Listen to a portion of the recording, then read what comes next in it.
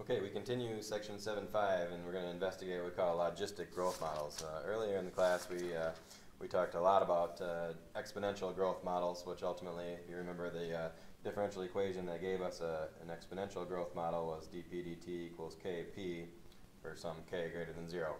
And ultimately we know that that translated to the initial growth model of y equals y e to the kt. Okay, y sub 0, that is e to the kt. And so what we're going to look at today is another type of logistic growth equation, or another type of differential equation that's what we call logistic growth, which ultimately is going to be of this form, where k is some constant, p of course is the dependent variable in the situation, and that m is what we call the carrying capacity. All right, and what it boils down to is, we're going to see how in just a minute, but ultimately this goes to, instead of having this as the model that this comes from, it's going to go to P equals, and the actual equation itself is going to be P equals the following. It's going to be m over 1 plus a times e to the negative mk times t. So it's going to be of this form that our, when we actually do the actual anti-differentiation and so on, we're going to wind up with something that looks like this. Okay? And this type of curve ultimately has this general shape. It starts out like an exponential function, but then it kind of tapers off. So, and ultimately that tapering off point is our carrying capacity. Okay, so it's going to have that general shape. If you were to graph something with some numbers in there and so on, you would get this general shape. Okay, so the question is, how do we get from a general differential equation like this and get to this logistic growth model? Well, it boils down to is we use partial fractions, and that's why we learned partial fractions in our last lesson. And so we're going to start out with a differential equation as such. We're going to say our dp dt is equal to 0.0003 p, and then 1,000 minus p. And some of the questions that we're going to be asked here in a problem like this is going to be, first of all, what's the carrying capacity? And remember, if it's written in exactly this form, we can see the carrying capacity right here is 1,000. Right? So 1,000 is our carrying capacity. We also we could make a slope field for this if we had the proper program. We are not going to spend any time on that at this point. If we do, we'll bring it back up later. But I guess the part C of this question is to solve this differential equation with an initial condition given, and they give us an initial condition of p of 0 equals 61. And we want to solve it and find an equation that looks like this, essentially. And so what we're going to do with that is we're going to use separation of variables first, and so therefore we're going to get our dt on this side, and we're going to get our divided by p times 1,000 minus p on this side. And so we'll have that dp, and then we'll have 0.003 dt over here. So the mechanics of it are going to be that we're going to solve this differential equation by separation of variables. Again, we're just going to leave the constant on the right. We're going to move the stuff with p onto the left. And at this point, now we can integrate. And if we integrate, we're going to need integration by parts to do this, because we can see that if we were to use u substitution, the u would not give us anything to get rid of 1 dp. So going through our process that we learned last time, we're going to rewrite this as our a and our b, and use partial fractions to come up with the values of a and b here. And so our a is going to be multiplied by 1,000 minus p, and our b is going to get multiplied by p. And ultimately this is all going to be equated to 1, because that is the top of our fraction here. So if I multiply, I get 1,000a minus ap plus bp equals 1. And so if we factor out our b, and put this in the right order, we'll get negative a plus b, we'll put times b, and then we'll have 1,000a here. And with that said, we'd have negative a plus b equals 0, because there is no p term on this side. The constant 1,000a is going to be equated to the constant of the right, which is 1. And so we'll have our system as such. Well, we can see that we don't need to use elimination or substitution here at this point. We can just write a equals 1 over 1,000, because if we have our a by itself, we're pretty good to go there. And that means that our b then is going to be, if we put a 1 over 1,000 here for a, we're going to get negative 1 over 1,000, and then our b is going to be 1 over 1,000 also. Okay? And that would make our sentence true in both cases for a and b. So let's go back up to our original then. We're going to have 1,000. I'm going to write it as a decimal just to keep the confusion. Actually, I got one too many zeros there, sorry. So try that again. 001 over p, and then 0.001 over 1,000 minus p. So that would be our differential equation at their, excuse me, our simplified version of those two fractions. If we were to again add these two together, we'd get back to what we started with, which is this. Okay.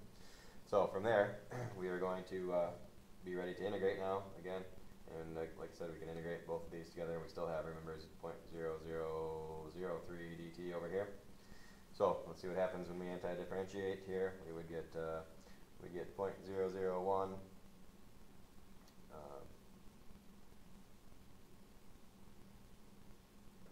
times natural log of p here, and we get plus 0.001 times natural log of 1000 minus p on this side, and absolute value on that, and that would equal the antiderivative of 0.003 would be 0.0003 t plus c. I'm out of space here. Sorry about that. And with that said, our issue here is first of all, if we want to find our c value, I would, before I do that finding of c, if you will, I would get rid of these 0.001s. If we multiply both sides of the equation by 1000, we could make this much simpler and just have natural log of absolute value of p plus natural log of 1000 minus p, whoops, absolute value equals, that'd be 0.3t plus c. Okay. All right, now at this point, we'll use our initial condition. And we've always, in the past, we've always found the initial condition at this point, right, when we anti-differentiate. It turns out that it's going to be a little bit easier to find C actually later in the process of this solving process, if you will. And the reason is because it's going to be easier to do that because of the general form that we're trying to reach, which is, remember this. If we do C right now, it might be a little bit more difficult to get in that exact form. So. All right, so following our steps here again, we're at this point. We have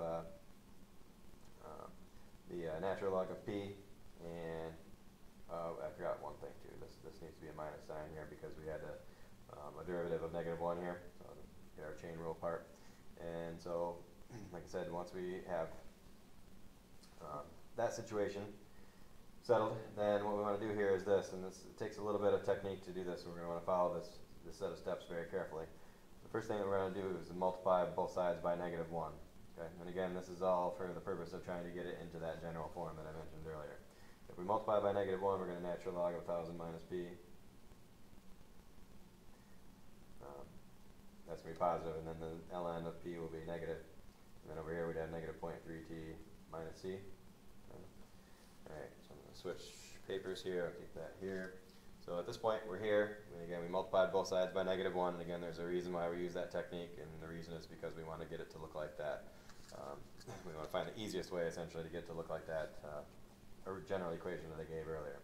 So at this point, we're here, all right, and then the next thing that we're going to do is we're going to use our laws of logarithms here and put these two together. So we're going to get the natural log of 1000 minus p over p, and it still equals negative 0.3t minus c. So we're going to put those together because it's a subtraction, so we can put it back into the argument as a division. All right, and then from there we can now compose both sides with e, and if we do that, we get 1000 minus p over p on this side. Over here we get e to the negative 0.3t minus c. Okay. So we're composing both sides with the e function to do that.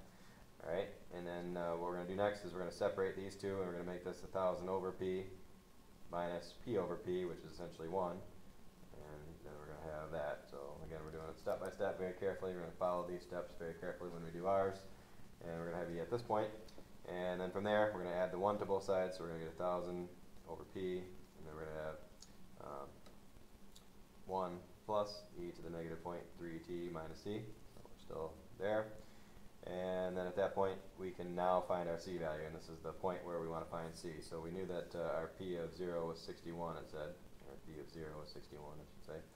So if we know our time is 0 and our p value is 61, then we would ultimately be able to find that c value by putting in the p in the 61. So we get 1000 over 61, and we have 1 over here, and this would be plus, that is, e to the negative 0.3 times 0 minus c, and ultimately that is going to be 1000 over 61, and we're going to be left with 1 plus e to the negative c here, if you will.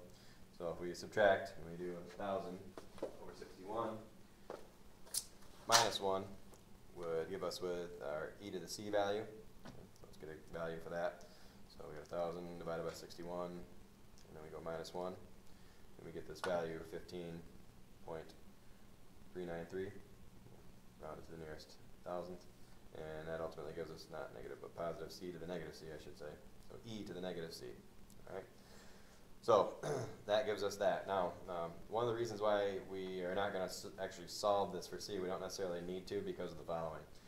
At this stage right here, we'll go back up to this point. Remember, we can rewrite this as e to the negative 0.3t times e to the negative c, and look what we have right here. There's our e to the negative c, which is nice because then we can just replace this with this, and we don't have to mess around with doing it all separate. Okay. So let's go back to where we were at that point. We were back to 1,000 over p on the left-hand side, and then we had 1 plus, and remember what we had 1 plus is this right here. Okay. Now we already know the value of this because we calculated it here, so we can write that in front this time. So 15.393 e to the negative 0.3t. Now we're almost home free here because we're very close to having p by itself. And to get p by itself, of course, we'd multiply here by p, and then we would divide by the big quantity. So with that said, we'd wind up with 1,000 on top, divided by what we have on the right here, which is 115.393 e to the negative 0.3t over here, and we wind up with p on this side. And if you go back to what we had at the beginning, put these two side by side. This was what our original equation is supposed to look like, and notice that what it looks like is exactly what we needed. Here's our a value, here's our mk value, if you will, and here's our m value. And remember, we said at the beginning of this problem that the carrying capacity was 1,000, which it matches up with exactly. This mk here, our k at the beginning of this problem was 0.0003, and our m we know is 1,000, and if we multiply those two together, we get exactly what we wanted here, this mk value, if you will. So it takes a little bit of work to get to that. Again, we're just going to follow very closely, step by step, if we're asked to do that process of using the partial fractions to do the antiderivative, and so on. But that's how the process works. And when we get done to that, we have a nice equation for p now, and again, it's in this logistic form. If we were to graph this, it would have this general shape, and so on. Okay. All right. Now, one of the things that also is convenient is I said at the beginning that if we do have dp dt equals k p and then m minus p differential equation, we know that that's going to go to the equation p equals m over 1 plus a times e to the negative km times t. Now, with that said, if we knew enough information, if we knew the m and we knew the k and we knew an initial condition, then we could likely write this equation without having to go through all this work. Now, really, I guess the only reason that we would go through all this work is if it says use partial fractions to come up with an answer like we found here. Okay? But if they don't say that, if they just want to find the solution to this differential equation, okay, we ultimately know that this is always going to go to this, which means that, again, if we know m and we know k, and we know an initial condition here, p and t, the only thing we would be missing is a. And ultimately, we could plug all that in, find a, and then we would have our final answer for the p in question. Okay. So, the other questions that we're going to answer in here, I'll go back to the graph of this function. If we knew the graph of this function, one of the questions we're going to be answering is when is it increasing the most? Okay, we know that it's going to be increasing the most at its inflection point. And the inflection point, conveniently, is always going to be halfway to the carrying capacity. So in this particular case, we know the carrying capacity is 1,000. So we know that it's going to be growing the fastest when we're at 500, which is halfway to the carrying capacity in terms of the y values. Okay. All right. So the final part of dealing with logistic differential equations is a data portion. And we're ultimately going to be given some data tables. And you can see that, that we have a data table such as number 37 here on your page 374. If we look at this data table, we have a population growth after 1950, and so the question is, how do we write an equation if we're given data? That's a logistic differential equation. Well, conveniently, we have a logistic regression on our calculator. So if we take our y equals, or start with our stat edit, I should say, And whatever the case may be, and these data points I have in here currently are not very good for those, but we'll change those to do our 0 and our 20. And we have 30 and 40 and 50 and 53 it looks like. And then our y values here are going to be as such. We're going to have 10,000. I'm just going to cut these off and make them smaller just for time's sake. And just going to put the first 3 digits in here. And so divide them all by 1,000 essentially. And let's do 18. So let's see what that looks like. We know that we know what the general shape should look like, but regardless, if we want to find the logistic differential equation for that, we're going to do stat calculate just like we do any regression, and we'll find that we do have a logistic differential equation or logistic growth formula here in our regression. And if we do that, we get the following. And you'll notice that the general form here is our C over, and you know that C is our M. We have 1 plus, here's our A, E to the, we know that B value right there is really our MK value. And so if we know our A and our B and our C values, then we can essentially calculate anything we need. We can see the carrying capacity is 232.496. We know the A value, we know this B value, so we know M and K. You know, M times K equals this B. So if we knew M, which we do, we could divide and find K as well if we needed it. Okay? And bottom line is we can type this into our calculator as such with the numbers in place, and we can get a picture of that differential, or of that logistic growth curve as well. Okay? So that's the last part, is to be able to take from a table and find a logistic regression equation for it. And then once we have the model, we can answer questions about it as such. Okay? All right, so in our homework assignment today, we're going to be working with finding